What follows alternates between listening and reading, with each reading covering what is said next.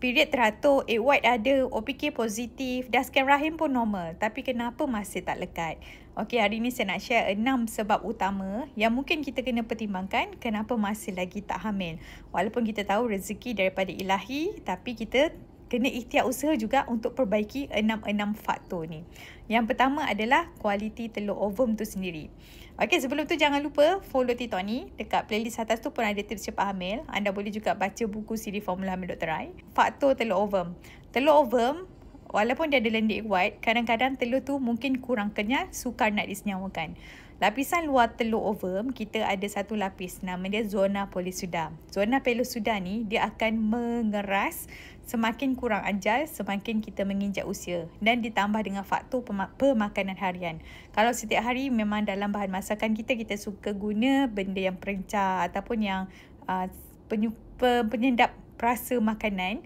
Jadi pengawet tinggi dalam badan tu, dia menyebabkan telur tu lagi kurang kenyal. Sebab itulah kalau boleh anda still kena ikhtiar untuk lebihkan sedikit sumber omega 3 nak bantu kekenyalan telur ovum. Okey, selain daripada tu lancarkan aliran darah, L-carnitine, vitamin K, itu kita dah bantu dalam setiap flavor everything lah. Okey, faktor kedua adalah sperma. Kadang-kadang kita terlalu fikir kualiti benih kita, tapi terlepas pandang pasal nak membentuk janin kena ada seekor sperma yang berjaya mensenyawakan telur ovum. Maknanya sperma pun kena berkualiti. Mengikut kajian sekarang Nutrigenomics, sebenarnya untuk orang yang selalu alami keguguran di awal kehamilan, faktor utama adalah sebab kualiti sperma cik abang yang tak berkualiti. Jadi menyebabkan dia relate dengan preeclampsia, dia relate juga dengan implantasi penempelan tak menjadi. Asyik-asyik dah menempel UPT positif, tak lama lepas tu dia turun jadi darah period macam biasa. Maknanya kualiti sperma cik abang pun sangat mainkan peranan penting. Kalaulah sperma berjaya mensenyawakan ovum, barulah menjadi janin yang sempurna. Faktor ketiga pula adalah anda kena pertimbangkan tempat persenyawaan tu sendiri. Mungkin tak sempurna, iaitu tube fallopian. Wanita dia ada 2 tube yang menghubungkan rahim dan juga kilang telur. Jadi kalau tube ni ada masalah, ada keradangan, ada infection, jangkitan kuman, contohnya kuman daripada keputihan yang lampau ataupun kuman penyakit kelamin, toxoplasmosis ke chlamydia, gonorrhea, menyebabkan tube fallopian anda tersumbat dan menyebabkan sperma tak berjaya nak berjumpa ovum walaupun head anda teratur setiap bulan. Jadi untuk test tube ni tersumbat ke tak, anda kena buat ujian saringan hysterosalpingografi. Doktor akan masukkan kontras cecair melalui lubang bawah tu, vagina. Kemudian akan melalui X-ray untuk tengok ada tersumbat ke tak. Kalau ada tersumbat, cecair berwarna tu tak akan dapat melalui dekat tube tu. HSG anda boleh pertimbangkanlah hysterosalpingografi. Faktor yang keempat adalah faktor antibody isteri melawan sperma, menganggap sperma tu adalah benda asing. Yang ni kita panggil masalah autoimun. Jadi anda mungkin boleh pertimbangkan untuk ambil saringan ujian darah untuk test ada masalah autoimun tak. Contohnya macam SLE, systemic lupus erythematosus, rheumatoid arthritis. Jadi ini menunjukkan yang anda punya sel antibody dah termutasi disebabkan oleh pemakanan yang terproses yang banyak dalam makanan harian kita. Kadang terlepas pandangkan kita masak, cara masak macam mana, banyak sangat pengawet. Jadi itu menyebabkan sel kita pun boleh termutasi dan antibody anda menganggap sperma yang dikandung tu adalah benda asing. Jadi untuk anda dapatkan super antioksidan, anda boleh amalkan CoQ10 juga sebagai tambahan. Untuk lelaki pun boleh amalkan CoQ10. Okey, dan faktor yang kelima adalah sebelum tu jangan lupa follow sebab takut nanti video ni hilang, tak sempat nak tengok sampai habis. Nombor 5 adalah implantasi yang tak menjadi. Maknanya dinding rahim isteri tak ready lagi, dia terlalu nipis.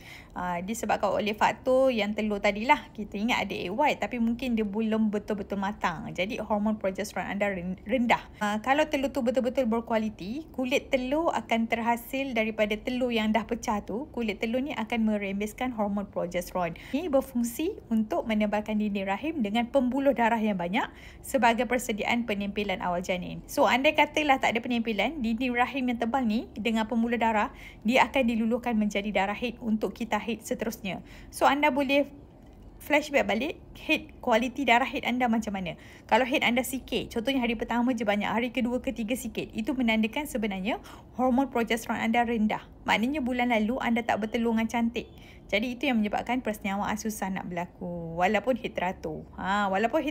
Walaupun head teratur tak menjanjikan yang telur kita berkualiti setiap bulan. So anda kena tengoklah simptom ni. Pastikan head cantik lebih daripada 2 hari atau 3 hari. Ada banyak faktor lah yang mempengaruhi implantasi juga. Ada orang dia punya hormon cantik tapi disebabkan badan dia berkeradangan tinggi. Contohnya masa fasa luteal, fasa penyempilan. Contohnya start daripada 6 hari selepas dia bertelur, DPO 6 ke atas, kita tak jaga makan.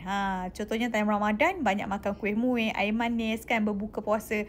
Jadi dia menyebabkan badan anda berkeradangan tinggi dan dinding rahim anda tak ready dan dia kurang kenyal, lagi sukarlah untuk penyempilan. Jadi nak bantu lancarkan aliran darah supaya dinding rahim tu kenyal, mudah nak support penyempilan, anda perlukan ekstra dekat vitamin K dan juga L-carnitine. Itu yang kita bantu dalam setiap flavor FRT. Sebab itulah ada yang kata kalau UPT dah positif, boleh minum FRT ke? Jawapan dia boleh teruskan. Sebab kita nak bantu support juga fasa penyempilan. Ambil panjang pula. Okay, so yang keenam adalah sangat penting, iaitu stres. Jangan overthinking. Maksudnya, ada orang dia terlalu set target. Contohnya, okay, kita punya tracker ovulation ni kata kena bersama 8 malam hari ni sebab waktu subur. Sedangkan badan anda waktu tu mungkin belum ada lagi tanda ovulasi. Telur anda mungkin belum pecah. Tapi disebabkan tracker tu dah kata macam tu, kita terpaksa bersama dengan suami walaupun sebenarnya belum lagi ovulasi contohnya. Dan anda pun mungkin kurang keinginan. Suami pun baru balik kerja, penat-penat kan, dah kena tarik tangan dia. Disebabkan nak ikhtiar zuriat tu. Jadi dalam proses nak ikhtiar zuriat ni, dia perlu kena tenang-tenang. Ni tips dia lah, sebab bila tenang barulah pelinciran semula jari tu ada dan memudahkan untuk sperma tu berenang berjumpa ke atas. Bila kita terlalu set target ataupun bila bersama tu niat untuk ada zuriat, walaupun niat tu bagus, tapi kita jangan terlalu mengharap sangat sebab ini semua rezeki daripada dia. Yang penting kena enjoyable journey, proses tu. Sebab bila terlalu set target, apa yang berlaku adalah hormon kortisol anda meningkat, hormon seksual anda akan suppress. Jadi ada punya hormon seksual tu drop dan dia menyebabkan kurang keinginan. Jadi sedikit sebanyak dia mengganggulah proses untuk pertemuan sperma dan juga ovum. So anda belajar sesuatu, hopefully membantu. Join semua TFRT yang tengah buat live tu. Jangan lupa follow TikTok ni, tengok dekat tips playlist atas tu, tips cepat hamil. Semoga dipermudahkan. Apa juga ikhtiar usaha kita dipandang dia. Doa-doa. Jangan lupa teruskan berdoa. Ni semua kita adalah ikhtiar usaha saja.